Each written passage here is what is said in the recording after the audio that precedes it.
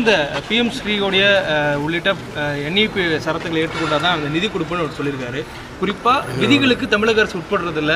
தமிழ்நாடு அரசு திமுக அரசு குறிப்பாக சொந்த அரசியல் காரணங்களுக்காக இதை ஏற்க மாட்டாங்கிற குற்றச்சாட்டி வைக்கிறார். இது வன்மையாக கண்டிக்கத்தக்கது. இது நேற்று பள்ளி கல்வித்துறை அமைச்சரும் அந்த அதிகாரிகளும் வந்து முழுசாக எக்ஸ்பிளைன் பண்ணாங்க.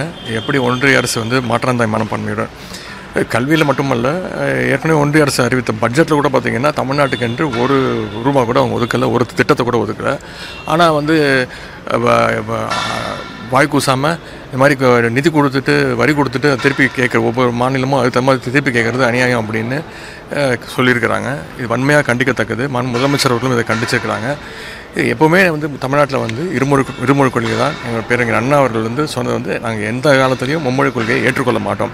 அதை குறுக்கு வழியில் திணிக்க முயன்ற எந்த வழியில் முயன்றாலும் அது எந்த நேரத்திலும் எந்த காலத்திலும் எந்த சுச்சுவேஷன்லையும் எந்த சூழ்நிலையும் தமிழக அரசு அனுமதிக்காது. தமிழ்நாட்டு மக்கள் அதை அனுமதிக்க மாட்டார்கள். நாடு முழுவதும் எல்லாம் அனைத்து மாநிலம் ஏற்றுக்கொண்டாங்க. தமிழ்நாடு, கேரளா, மேற்குவங்கம் மட்டும்தான் ஏற்றுக்கொள்ளல அப்படிங்கிறதே ஒரு நாடு முழுக்க ஏற்றுக்கொண்டு நாங்கள் ஏற்றுக்கொள்ளணும்னு அவசியம் கிடையாது. ஒவ்வொரு இந்தியாங்க யூனிட்டி இன் டைவர்சிட்டி தான். பல்வேறு கலாச்சாரங்கள் ஒன்றியம் தான் இங்கே இந்தியாங்கிறது. அதனால் ஒவ்வொரு மாநிலத்திற்கும் ஒரு அடையாளங்கள் இருக்குது, ஒவ்வொரு மாநிலத்திற்கும் ஒரு புரிதல் இருக்குது.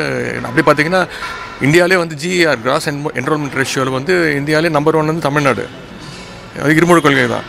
இருக்கிறதுலே டாப் டாக்டர்ஸ் எடுத்து பார்த்துக்கிட்டிங்கன்னா, சயின்டிஸ்ட் எடுத்து பார்த்திங்கன்னா எல்லாருமே தமிழ்நாட்டில் அரசு பள்ளியில் தமிழில் படிச்சுட்டு போய் இன்றைக்கி உலக சாதனை படிச்சுட்டு இருக்காங்க. ஆனால் அதோடு இதை கம்பேர் பண்ணாதீங்க. இதை வன்மையாக கண்டிக்கின்றோம். நிச்சயமாக மும்மொழி கொள்கையை நாங்கள் ஏற்றுக்கொள்ள மாட்டோம். தமிழ்நாட்டு மக்களும் ஏற்றுக்கொள்ள மாட்டோம். நிதி திருப்பி எதிர்க்கக்கூடிய அதே நேரத்தில் பிஎம் ஸ்ரீ ஃபண்டை சைன் பண்ணுறதுக்காக பிஎம் ஸ்ரீ ஸ்கூல் ஏற்றுக்கிறதுக்காக எம்ஓஇ போடுறதுக்கு குழு அமைச்சது ஏன் அப்படிங்கிற கேள்வி அதிமுக குழு தானே அமைச்சோம். அவங்க ஒன்றும் அவங்கள மாதிரி அடிமைத்தனமாக ஒன்றிய அரசு சொன்னதெல்லாம் வாங்க கொடுங்க நீட்டை அனுமதிங்கன்னு சொல்லி அது மாதிரி பண்ணலையே. குழு தானே அமைச்சோம். அது ஆராய்வதற்கான குழு அமைச்சோம். குழு அதை ஏற்றுக்கலையே. குழு ஏற்றுக்காத போது நம்ம என்ன பண்ண முடியும்? தொடர்ந்து அதிமுக குற்றச்சாட்டு இரட்டை வேடம் போடுது திமுக இந்த மாதிரி விவகாரங்களில். மத்திய அரசு ஒரு புரிதலும் தமிழ்நாட்டு மக்களுக்கு நன்றாக தெரியும். யார் இரட்டை வேஷம் போடுறாங்க, யார் 3 வேஷம் போடுறாங்க, தமிழ்நாட்டு மக்களுக்கு நன்றாக தெரியும். தொடர்ந்து எதிர்க்கட்சி